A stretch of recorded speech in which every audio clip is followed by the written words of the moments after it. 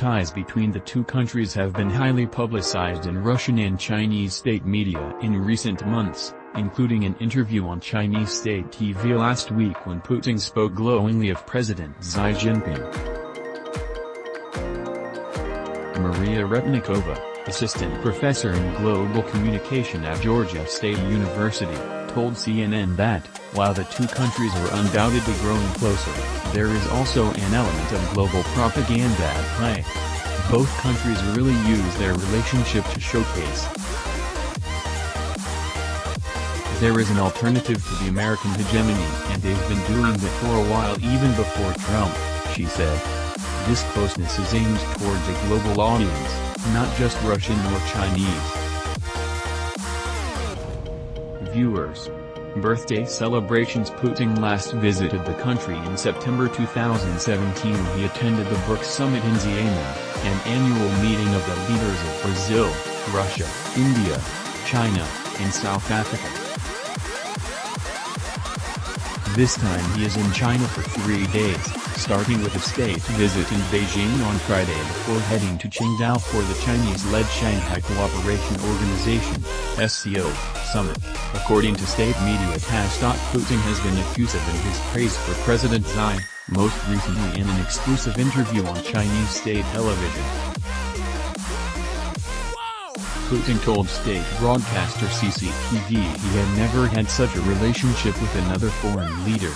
President Xi is the only state leader who has celebrated my birthday with me.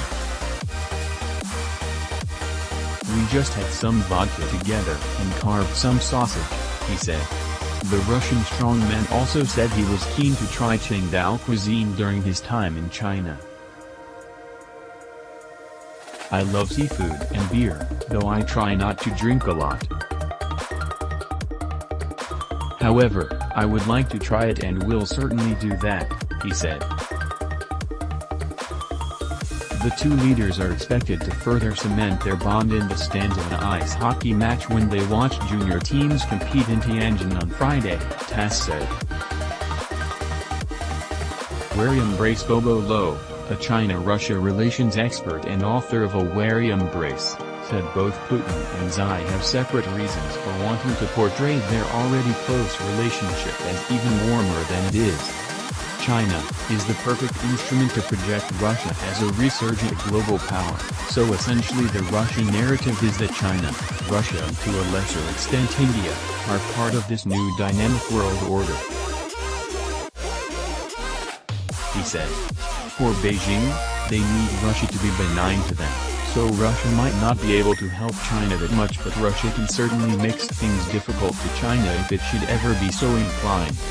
From Saturday, Putin and Xi will be joined by other world leaders from around the region at the SCO summit, including Indian Prime Minister Narendra Modi and Pakistani Prime Minister Shahid Abbasi. On the agenda will be a range of regional issues including counter-terrorism and China's massive Belt and Road infrastructure plan.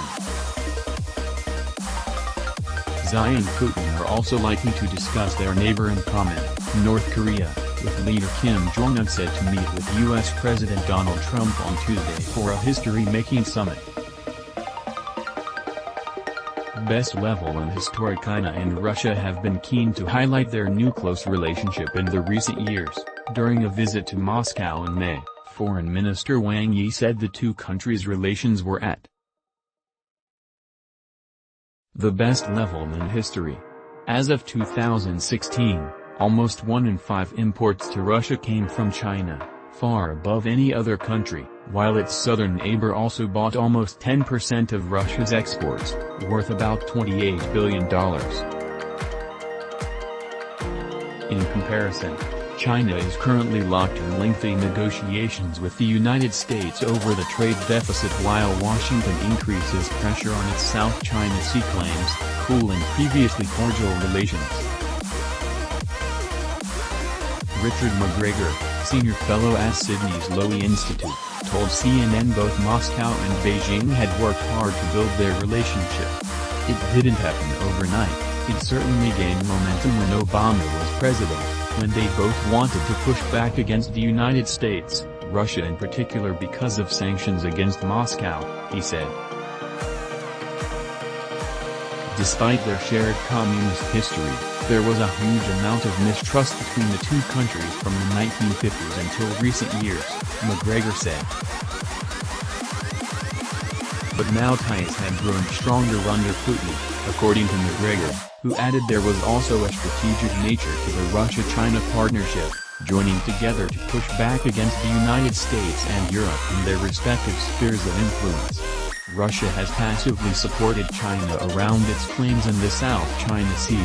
Similarly, Beijing never has a critical word about the Russian annexation of Crimea, he said.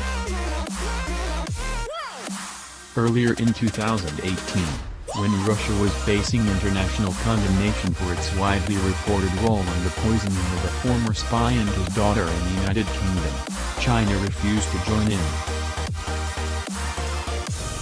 Beijing's top military brass has hinted at even closer cooperation between the two countries. During a Moscow visit in April, China's Defense Minister General Wei Feng said he had come to support Russia against the U.S. The Chinese side has come to Moscow to show Americans the close ties between the armed forces of China and Russia, Wei said.